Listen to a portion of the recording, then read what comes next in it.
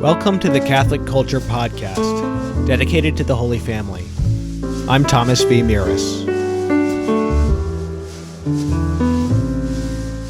Today I'm talking to CatholicCulture.org founder Jeff Mirus about his experience founding and operating several different Catholic apostolates.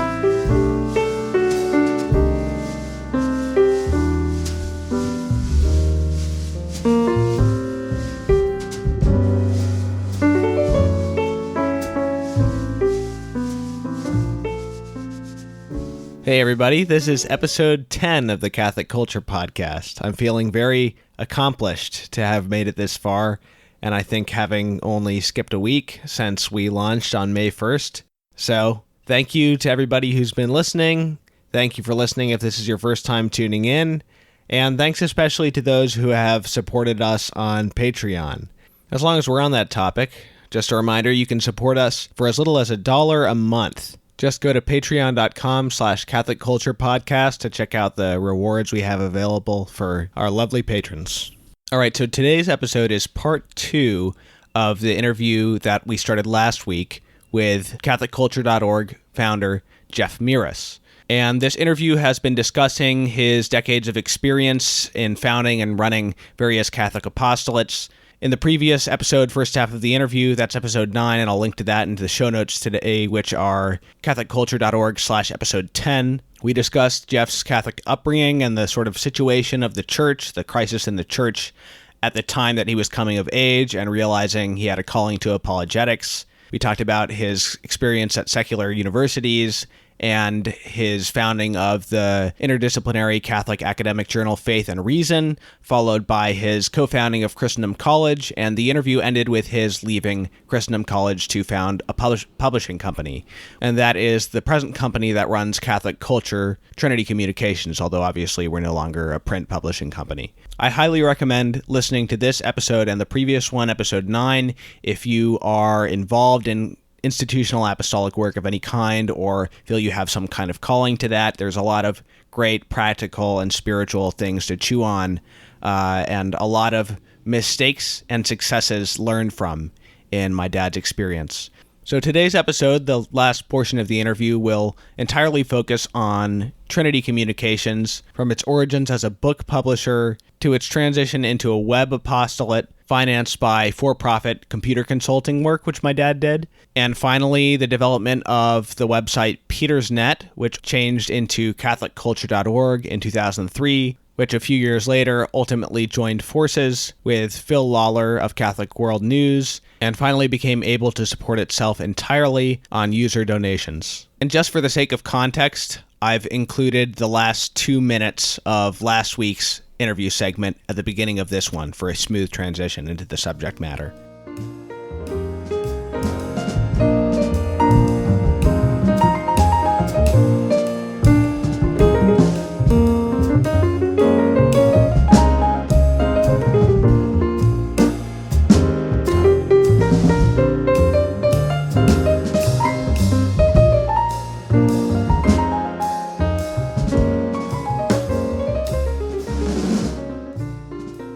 Left Christendom basically because it was just the workload was becoming intolerable? Is that it? Yeah, there are a combination of things. At one time I thought I might take over the presidency, that for a variety of good reasons, actually, now that I know myself better.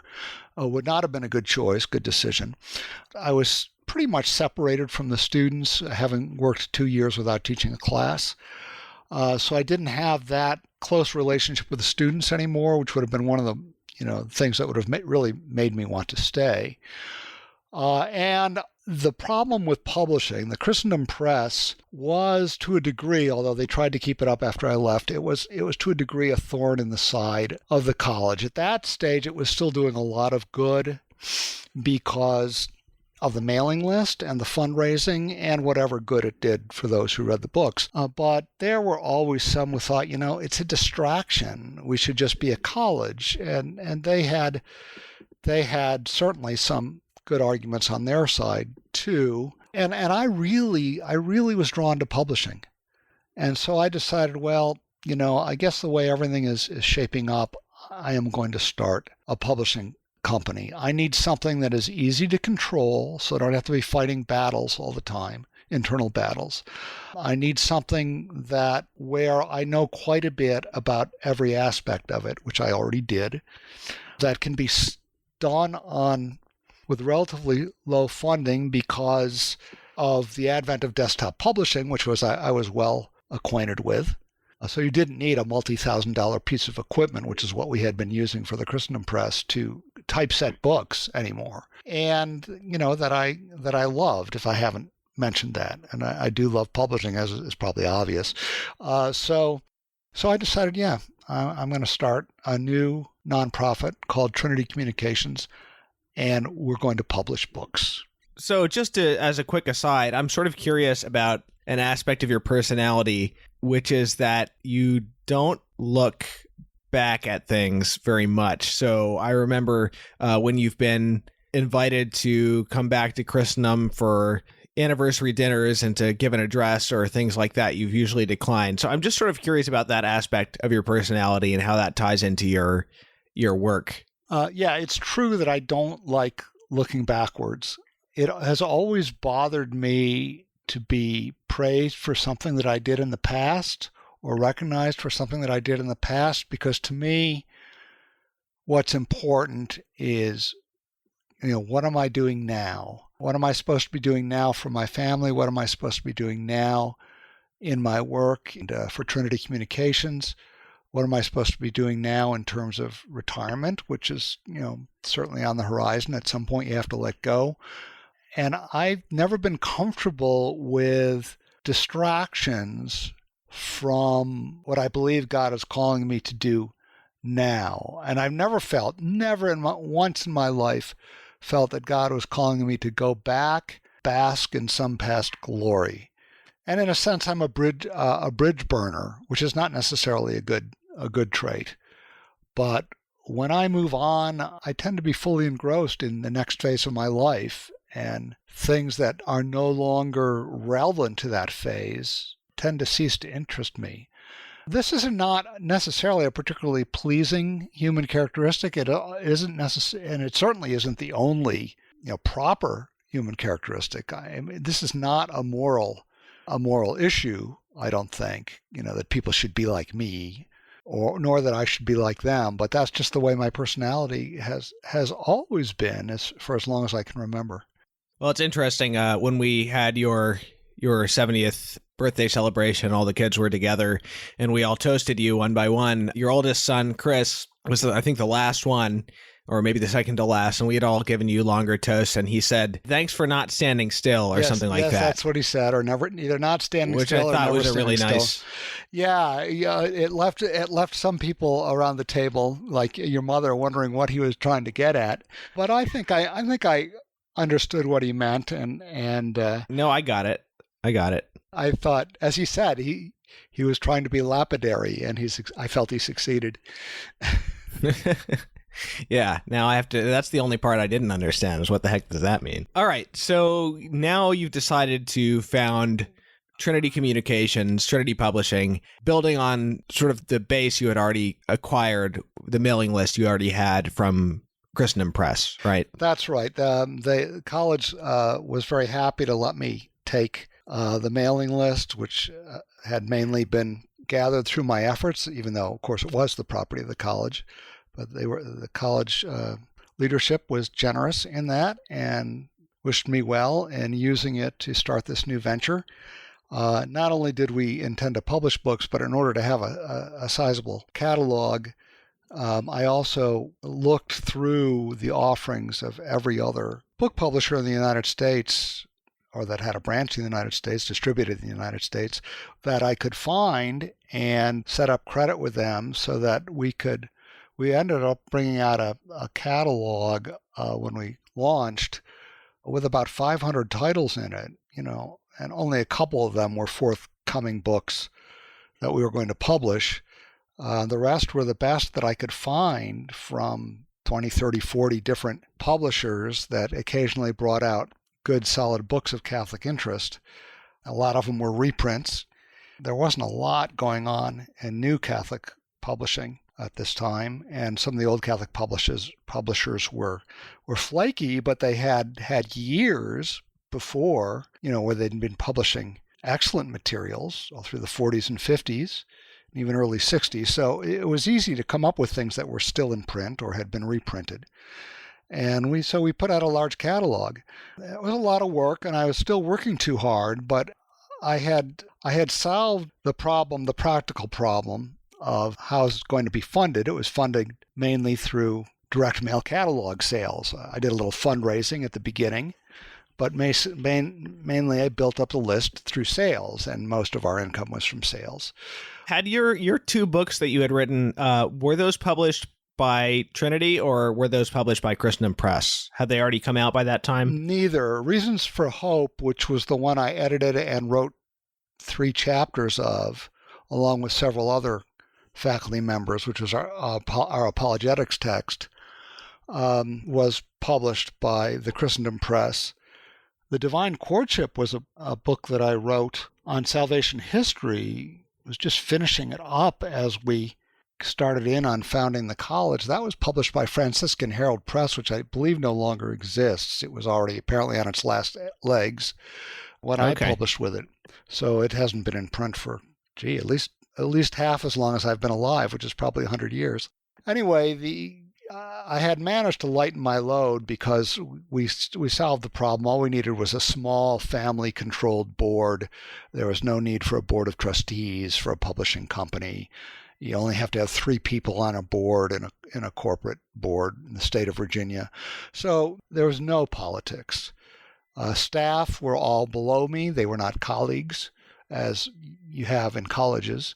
So there were never any time spent on battles or disagreements, internal policy battles or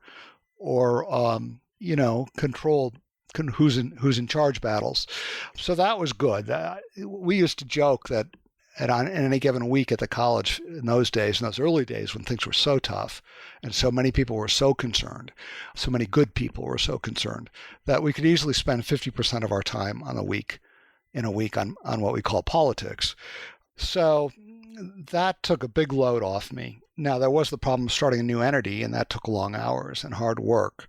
But at least I was able to focus a little better. So that was the first step in the right direction with the personal problem as well. I didn't wear as many hats. Can you, of titles that you published in that 5 or 6 years that you were doing print media with Trinity Communications, are there any that stand out to you now? Well, we did publish one of Warren Carroll's exciting history books, the Guillotine and the Cross. Some were published at Christendom Press, but that one was published at Trinity. We published a wonderful book by Father William Most called The Consciousness of Christ, which explained in detail why it was wrong to think our Lord grew into self-knowledge of who he was and only knew that he was God after he was raised from the dead, which was very common theological opinion among the modernists in the period that we've been talking about, with the collapse of fidelity to Catholic doctrine. Those are 2 that I remember that sold particularly well and were particularly well received. I have a box of them. Can you read The Consciousness of Christ on our website now on Catholic Culture? Yes, you can. Yes, you can. Is it a complete collection of his writings on there?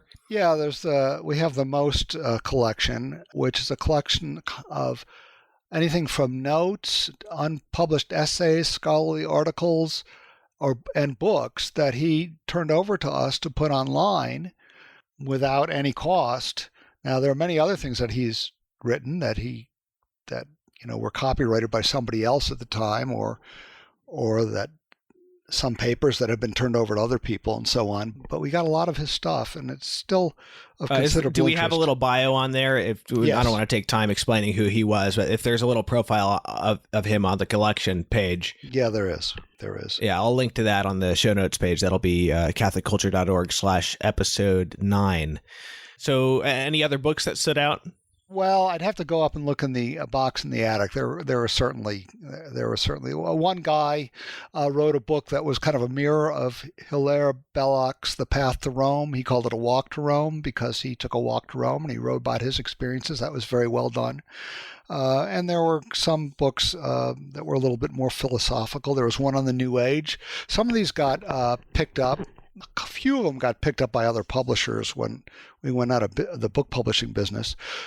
We were the first ones to publish Dr. Timothy O'Donnell's magnificent work on the Sacred Heart, which we donated to Ignatius Press when we stopped book printing. But that's where that image of the Sacred Heart that we have that hangs on our wall was taken from the cover of his book.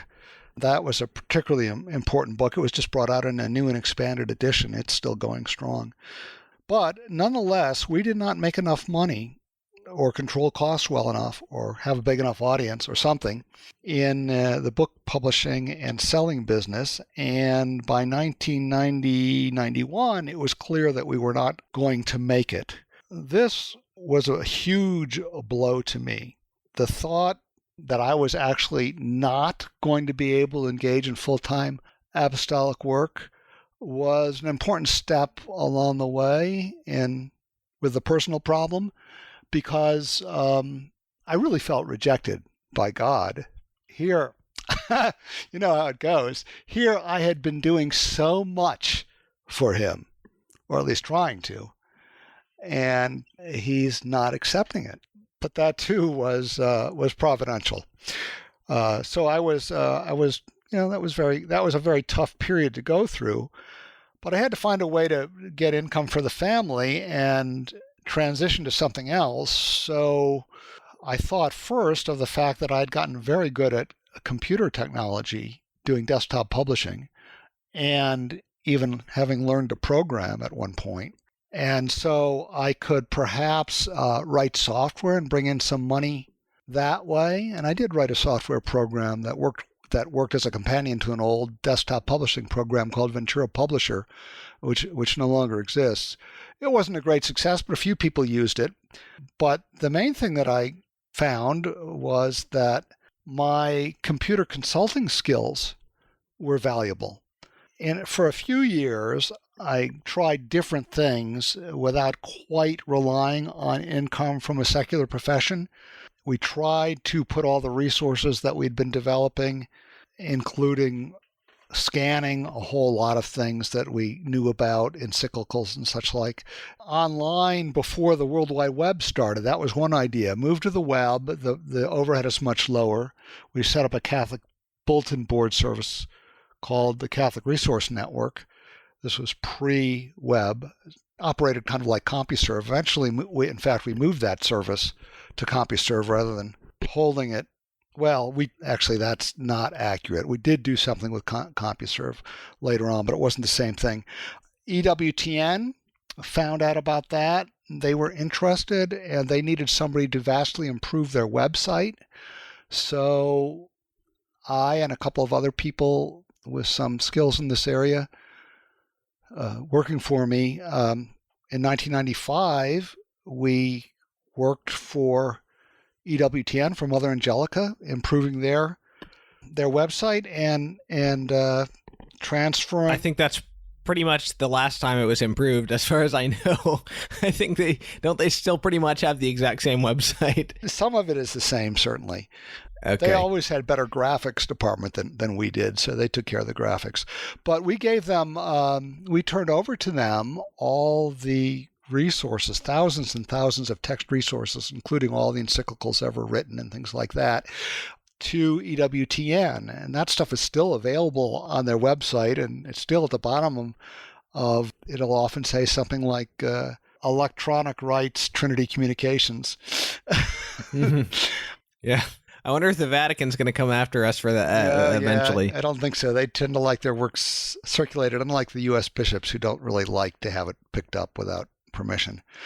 But in any case, I tried a bunch of things, but eventually I found that it was as a computer consultant, that I could bring in a decent wage to support the family. And by the time that I was realizing that EWTN was not a good long-term proposition for me, I began providing computer consulting services and just basic computer services to a construction company run by a friend named Pete Grimberg, and his company was growing rapidly. He also wanted to support whatever I could do on the side with Catholic things, so Pete paid good consulting wages, and we had some other clients over the years as well. I started off as Jeff Mirus Consulting and later founded another for-profit corporation called Trinity Consulting.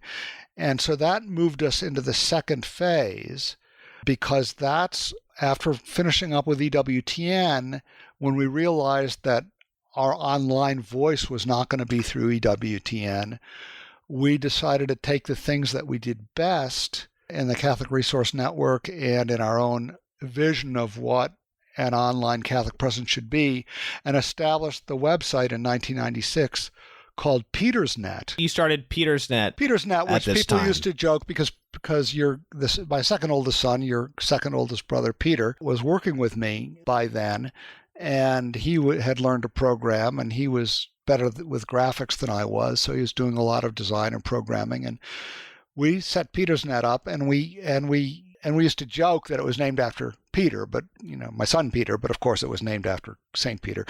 And we had online discussion forums, and we did some writing, and we posted in Catholic information of all kinds. I can't remember exactly everything we did on PetersNet anymore. But at the same time, interestingly enough, in the background, Phil Lawler had surfaced, the head of our current Catholic World News Service, and he wanted to start the first online news service. But Phil didn't know anything about computers, but he did know news and how to generate news. So as a backdoor project, we did all the programming and design and the hosting for the Catholic World News website. So we were really running PetersNet and Catholic World News.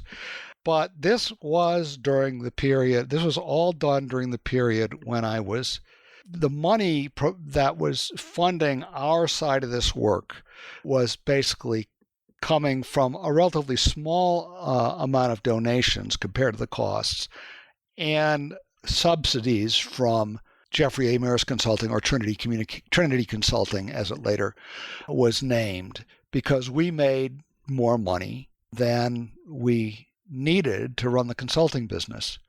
So now things had finally gotten to the point where the personal problem could be solved. We were still working on the same situational problem, trying to address the intense need for renewal within the church and the problem of secularization in the church and the world.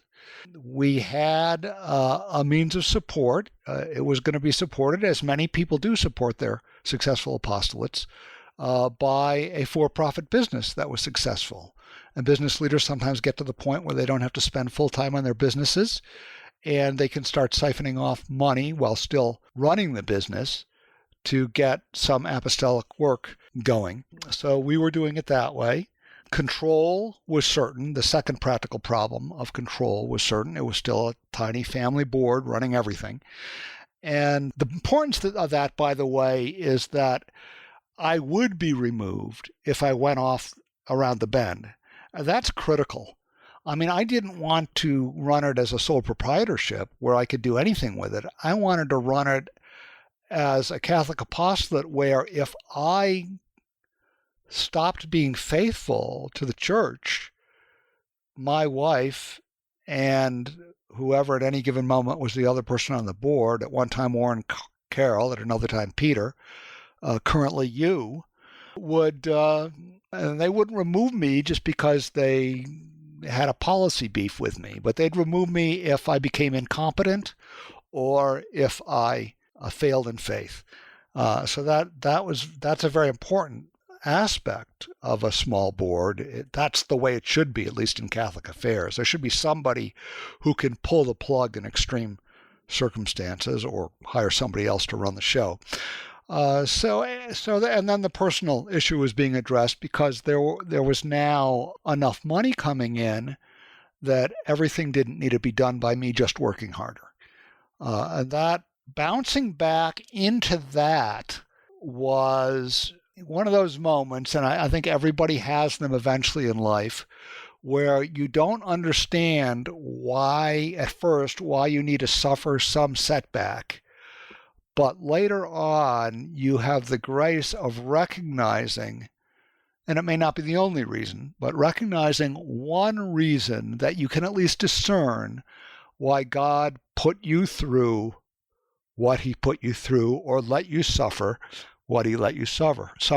And that's always a great moment. And so I was there. I was stable. My family was stable. It was getting the attention it deserved. I wasn't exhausting myself. We were doing good work. We had a sufficient family income. Excess income was used for the apostolate. Another aspect of the personal problem, which I haven't really shed much light on, is the brute force theory. What I mean by that is it's a programming term. There are two ways that people do programming. One is to really work out carefully in their minds what the logic of the code demands, what functions in the language you're using are going to be the ones to produce the most efficient results to do that. And you design in what's called pseudocode the edifice of what you're going to write in real code.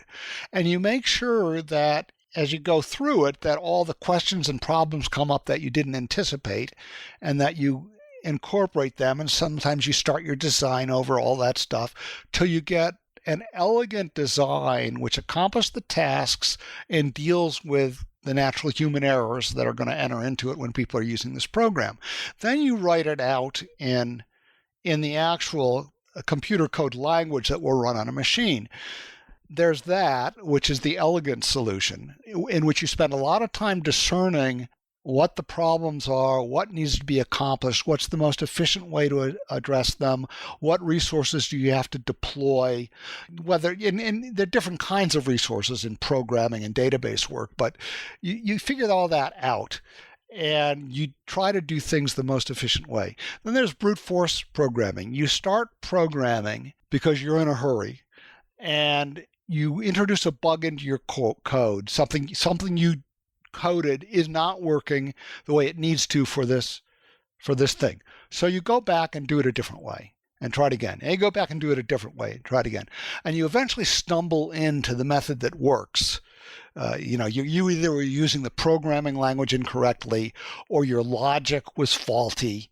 You thought you were starting with counting a series with 1, but really the programming language you're using starts counting at 0, for example. All kinds of things could go wrong, but you just keep trying things until you get the darn thing to work. That's called brute force programming. And sometimes it's the thing to do if you've got a relatively small task to perform, and it's got to be done quickly because it'll be quicker than the other way. Often it's not. My approach to the apostolate was brute force. I was not good at stepping back and saying, what skills, what people, what techniques, what support systems do we need to establish and put in place to do this job well? My approach was, I can do anything if I set my mind to it, and I'll just work harder, and I'll find a way, the equivalent of brute force programming. But now, it was very good for me to work with Pete Grimberg, because of course he had a big company with all kinds of talented people who I could see were necessary to get the job done, and who weren't fighting with each other all the time, although they had internal politics there too, but it wasn't like a college. Then and with working with Peter, because I could give him jobs to do that he was good at, and I could step back a little and maybe think big picture a little bit more. And so I was actually learning to assess things from the point of view of an elegant solution. Pick up the clues about what was really required to do this well, and that just working harder was not going to be the best solution. And of course, the best business managers and the people who found successful companies, which I could never run a successful big company for reasons I've already outlined, but those people have just a knack for seeing what will it take to get from point A to point B What systems do we need in place, and who do we need to run those systems? And that is something, though, I got a little bit better with. And it meant that I was always working as part of a team from, 1996, say, onward, with a lot of people making contributions, yet without having any of the drawbacks of there being power struggles. And so that was the solution to the other part of that personal problem, and it made life a whole lot easier. Now, to talk about the apostolate itself here, starting with PetersNet. So for what I remember, PetersNet is pretty much the same sort of thing as Catholic Culture. Catholic Culture was really just an updated name and brand, essentially. Is that basically accurate? Yeah, that's basically true. And I don't remember we don't have forums anymore. All the differences, but one was we had online discussion forums on PetersNet. We decided not to do that on CatholicCulture.org. But yes, we were developing a variety of resources. We didn't have as much original writing on PetersNet. We have much more on CatholicCulture.org with Phil and I and Jennifer Gregory Miller and you and occasionally other people, writing regular contributions to the site. But yes, CatholicCulture.org was a richer version with a richer name to indicate the broader cultural focus of the site, rather than just say on what the Pope was saying or what the Church taught, but an application of the Catholic mindset. At what point did PetersNet transition into CatholicCulture.org, and what made you decide to sort of advance that and change the brand? Okay, it was 2003, and the reason was that we could see that we were growing. We could see that there were things that we were going to want to add that should not best be marketed under something that sounded like it was a site for papal teaching or something like that. And so because we wanted to emphasize the larger, broader cultural focus, we changed the name of the site, and we also envisioned, at least, that there was going to be more personal writing on the site. I don't remember exactly when I started writing more. Might have still been a year or two down the road, but we were envisioning that, and we were going to want to write about a lot more things that were implied by the name PetersNet. So we decided to revise the platform a little bit, which we did, and to change the name. When PetersNet started, you were one of the only people doing what you were doing on the internet. By the time it was Catholic Culture in 2003, there was a lot more Catholic stuff on the internet, certainly not anywhere near. We didn't have like the huge explosion of blogging and things like that, and the explosion of lots of different Orthodox Catholic websites that we have now. But there was a lot more Catholic stuff going on. So I'm just curious, especially because you were saying when Catholic Culture came around, there was more of an emphasis on new commentary. What was the sort of ethos that you wanted to distinguish Catholic Culture even from other faithful Catholic websites, let's say? Well, I think the answer to that is probably two things. One, we were trying to operate at a very high intellectual / analytical level. And two, we wanted to do that with exquisite Catholic balance. So there are a number of pitfalls in the Catholic online universe. Some, well, not necessarily pitfalls, but there's certainly another number of emphases which include some pitfalls. Some people are very interested in private devotions, and they aren't necessarily interested in intellectual analysis of the problems we face and proposing alternative ways of thinking about things. Some people are very politically oriented. Their Catholicism is all mixed up with their politics. So they're always hammering political issues and don't always distinguish carefully between what the Catholic Church teaches and what their conservative tendencies, or on the other side, liberal tendencies, lead them to believe. Some Blogging types of people may have lots of interesting things to say, but they may be prone to jump on and write off the cuff without a great deal of thought just about whatever they're feeling at the present moment. And that really isn't our thing either, with the more intellectual approach, the more analytical approach. Some sites were catch-alls. We do a little of that because we have the huge library. We have a strong liturgical year section.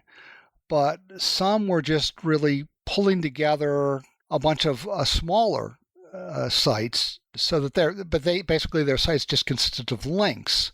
So you could go to some Catholic websites and you didn't have a real sense of identity in that site of people that you could trust. We wanted to be a balanced Catholic voice, faithful to the Church, not beholden to any special interests, giving people sound spiritual, doctrinal, moral, and cultural/political guidance in accordance with what we call the mind of the Church. And we wanted to do that on a consistent basis on any possible topic whatsoever within the realm of human striving. We didn't see anybody who did quite that. And so we decided that was going to be our goal. What it lacked as we eased into it, and I started to be able to spend more and more time on it because the revenue was there, what we still needed really was a news component, but that we had set up under Catholic World News on a separate site. And so the next big watershed was when that changed in 2006. So in 2006, you joined forces with Phil Lawler and Catholic World News, which you had already been doing some work for or collaboration with on the technical side of things. So what did Phil bring to the table as far as how his approach fits in with the ethos of Catholic culture? There's one other thing I want to mention before I get into that, because this marked a shift in the practical model of how to support the apostolate. CatholicCulture.org was being subsidized by Trinity Communications, by Trinity Consulting, rather. Trinity Communications was being subsidized by Trinity Consulting. It's endlessly confusing. But it needed less and less subsidy with each passing year because of email-based fundraising. Of course, we used to use direct mail for fundraising, but in the internet age, you use email. And while just posting pleas for funds on a website really doesn't do much good, sending emails to people does. And we always had various ways of getting people to sign up on our list by offering newsletters. So we had the Insights newsletter, which highlighted materials on the site. Eventually, we had the Liturgical Day preview, and another one on the liturgical year that comes out once a week, that lets people look ahead. And it turned out that at the same time as we were doing this and then soliciting people who signed up for things for donations, tax-deductible donations, at least for those in the United States, Phil Lawler was trying the subscription model with Catholic World News. He was trying to get people to subscribe to the news for $30 a year or $2.95 a month, which would be just a little over, $30 for the year. But the subscription model, he had an attractive product. I've always believed that the Catholic World News was the best news service available online anywhere in the world. But he had a great product. But it's an interesting thing about the internet. People think that the internet is cheap, which it is, relatively speaking, and that everything online, since most the internet is run by, large companies who can make money from advertising on their websites, the internet is generally free. And subscription models almost never work on the internet. And so Phil, at a certain point, I guess it was in 1995, said, I'm going to have to sell Catholic World News. I certainly would hope to be able to continue running it, but I'm going to have somebody else buy it and support it. And we still had those subsidies from Trinity Consulting. So we said, Phil, this teaches us something. It teaches us that the donation model is going to work, at least we think, but the subscription model won't. So Trinity Communications will buy Catholic World News. So we bought the name. We own all the news that was produced before we bought it. But Phil's corporation, which is not a nonprofit, called Domus Enterprises, is the corporation under which he provides the service of delivering news. So he's still totally responsible for news content, and we're responsible for everything else, and we own it. And this enabled us to do a daily Catholic World News headline newsletter, which lots of people wanted to sign up for. It was free. Again, expanding the mailing list and expanding the pool for donations. So now we have a donation, an email list of between 40 and 45,000 people. Hardly the biggest email list in the world, but it's big enough to support purely by donations, an organization, an apostolate that costs between $300,000 and $400,000 every year to run. So that was a knowledge breakthrough. It changed the financial model, and it changed it just in time. Can you guess why when I say that it was clear that this was going to work? I'll give you a year. It was clear that this was going to work by 2008. Why was that just in time? Do you know? Because there was a financial crisis, which was explained in 2 episodes ago by the economist Guido Hulsmann. So listen to that one. And he was absolutely right in everything he said. The rates we were charging a very generous company that had an interest in seeing our Catholic work prosper were rates that we could get away with a few other clients before 2008. We were expanding. We did have some other clients, but they were not rates that we could get away with after the crash in 2008. And they were rates that we couldn't even get away with our main client. So we had a decision to make. We could either, cut drastically in order for Trinity Consulting to survive, or we could close Trinity Consulting down, because Trinity Communications, I was convinced, now had a large enough following, millions of users worldwide, tens of thousands of people who had given us their contact information, and thousands, not tens of thousands, but thousands of active donors, and more coming on all the time. We now had an apostolate that could sustain itself on what I'll explain later as the reciprocal model. But the point is that Trinity Consulting had always, as I've explained, been a means to an end. It was a means to, obviously, to support my family, to get the personal things right so that I wasn't just following my own brute force methods out of some mistaken loyalty to my own ideas and neglecting my family and not really letting myself be nudged by the Holy Spirit as much as I should. It solved that problem, and it's because there would be sufficient income, and I would be working with a group of other people so that we could share the load. But it also solved the simple problem of revenue in a new way without creating any problems in terms of control. So now we had control, we had funding, and we had our personal houses, especially me, far more in order than I had, certainly 10 or 20 years earlier. That is pretty much where we are today. We've had Catholic World News has been a big part of what we do since 2008, so now for 10 years. The mailing list has been growing, and we have this new lovely model, what I call the reciprocal model. We provide a service to users, and the users who think that this service is important to them and should be important to others provide the service to our apostolate of giving us the revenue to operate. And now we come back to that lesson I learned way back with Faith and Reason. Make sure that you are open and above board and completely fair and generous with your users. If you make a mistake, own up. If you've taken money in effect under false pretenses, although hopefully that would always be unwitting, give it back. There's a certain integrity to the process to a reciprocal model of support, and I constantly, in almost every message I write, encourage people to pray for us and to pray for the church.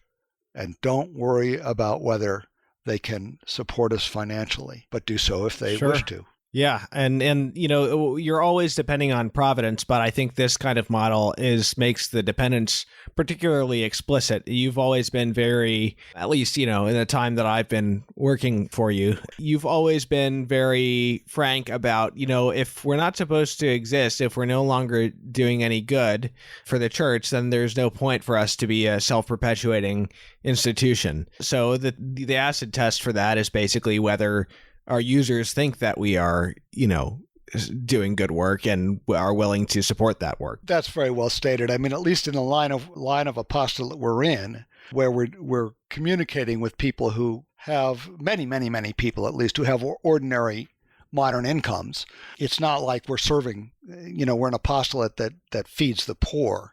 Right. So yes, would now always rather, as a test of the quality and importance of what we do, rely on the users than rely on large foundations or major corporate sponsors, which can often send you down the rabbit hole of having to be careful of not offending what major sponsors think you should be saying or you shouldn't be saying, and don't keep you in touch with whether you're spending your money wisely in ways that people think are helping them. Very critical.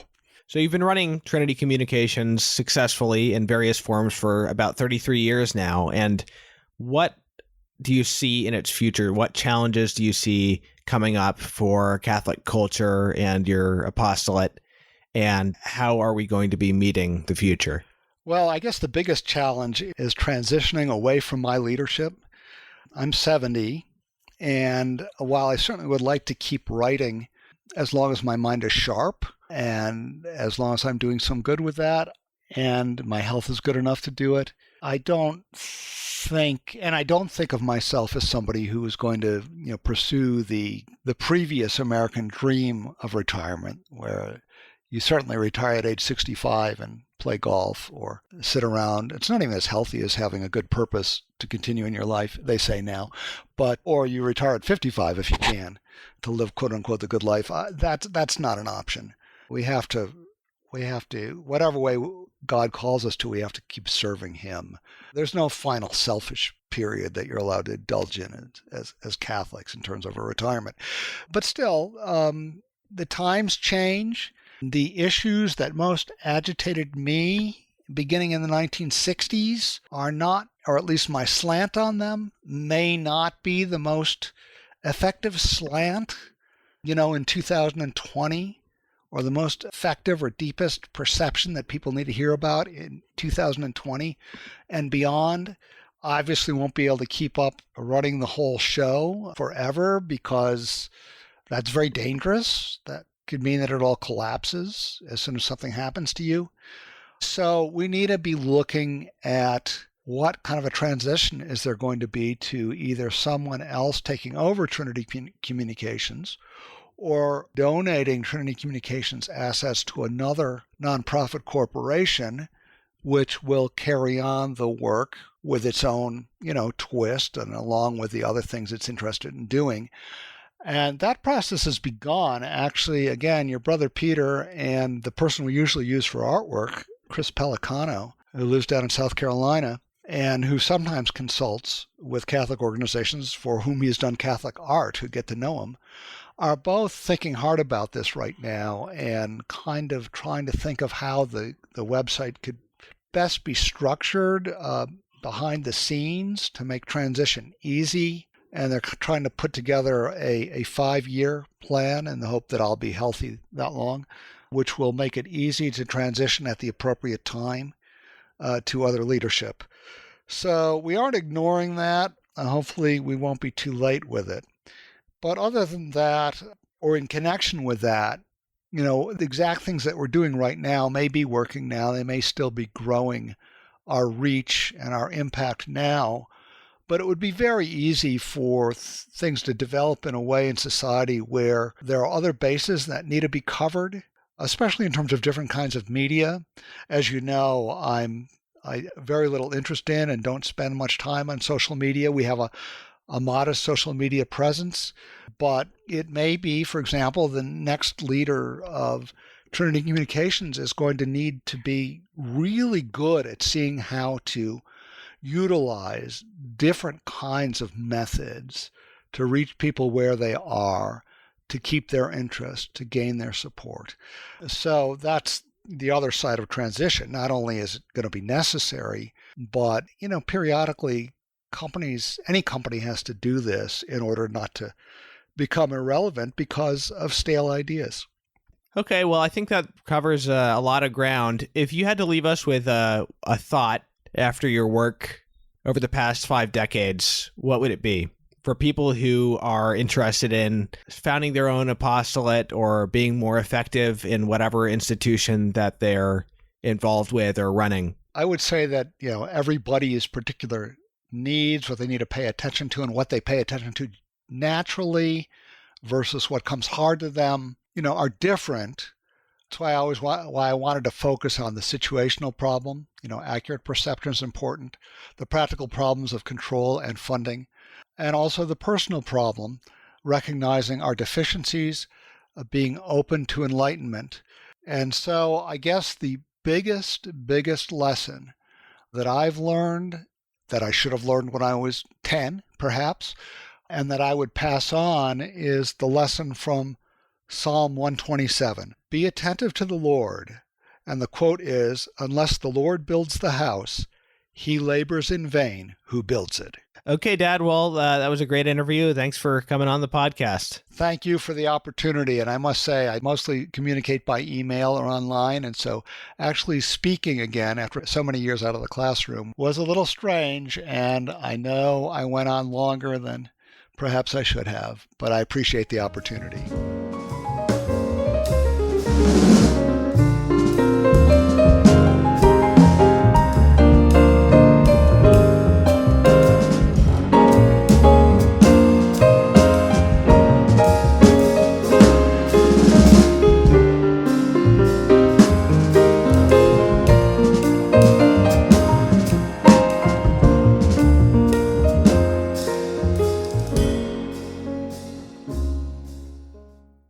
I have the perfect excerpt to conclude this week's episode from a letter written by a great American saint, St. Katharine Drexel, which I quoted in reviewing a new biography of her that came out a few years ago. For context, I'm going to read the first 2 paragraphs of my review, which I'll also link to in the show notes page, catholicculture.org/episode 10. After St. Katharine Drexel founded her religious order, the Sisters of the Blessed Sacrament, everyone around her urged her to set aside some of her annual income to set up a fund which would endow the order's works after her death. It would have been easier for her to do so, and certainly the order would have never wanted for resources for a long time. For Mother Catherine was a millionaire who shared with her one living sister an annual income of about $750,000 from their father's will. Yet Catherine refused, opting rather to provide for present needs, to spend the money founding new schools and missions for Native Americans and African Americans, and even to support other orders than her own in doing similar works. In a letter to one of her financial advisors, Father Dominic Pantanella, she wrote, "Now, whilst putting away such a sum as this, $1,020,000, think of the number of souls amongst the colored and Indian that could be ministered to whilst hoarding up this money for endowment. Each soul that we might have come to rescue might in turn convert another soul, and think of the present good, the souls who may be lost while we are amassing a sum for future support of 4 institutes containing 507 children. If these 4 institutes of ours are good, God will provide for them if we on our part go forth to use all our intelligence and means to bring the Indian and colored to know, love, and serve him by all the ways in our power, directly or indirectly. I firmly hold that it is the faithful who should be instrumental in maintaining for God his works. My annual income will cease at my death. So if I were to die tomorrow, there would be sufficient to support the sisters, but as to our schools in Virginia and the Navajos, God would have to support them, or they would have to be sold and closed. I feel, however, that if God wants them, he would support them or works in the future. If he does not, why should we?" All right, that's it for this week's episode. Thank you, as always, for listening. Please, if you enjoy this podcast, share it with your friends and family, and consider giving us a rating and review on iTunes or Apple Podcasts. All right, see you next week. God bless.